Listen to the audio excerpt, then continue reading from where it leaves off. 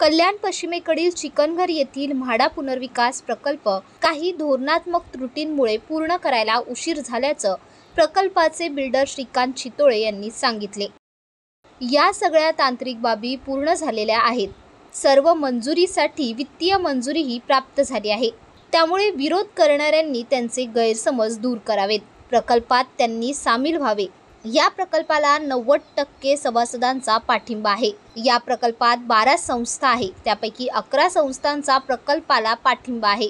ही महत्त्वाची गोष्ट आहे, ती समजून घ्यावी। प्रकल्पाला पाठिंबा द्यावा हेच आमचे आवाहन आहे, असे चितोळे यांनी सांगितले। प्रकल्पाला उशीर झाला हे मान्य आहे। काही धोरणात्मक त्रुटींमुळे या प्रकल्पात अडचणी निर्माण झाल्या होत्या, पण आता या सगळ्या तांत्रिक बाबी पूर्ण झालेल्या आहेत। सरकार याच्या मागे आहे पूर्णपणे आणि आम्हाला सर्व मंजुऱ्या प्राप्त झालेल्या आहेत।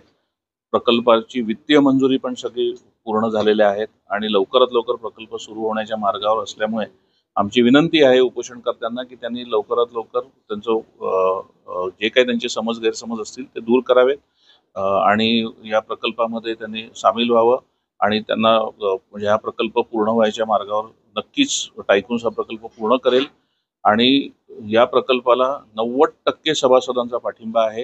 या प्रकल्पात 12 संस्था आहेत, फक्त एका संस्थेचा विरोध आहे, बाकीच्या 11 संस्था पूर्णपणे प्रकल्पाच्या मागे आहेत। तर ही पण खूप महत्त्वाची गोष्ट आहे, ही सर्वांनी समजून घ्यावी आणि प्रकल्पाला पाठिंबा द्यावा हेच आमची विनंती आहे।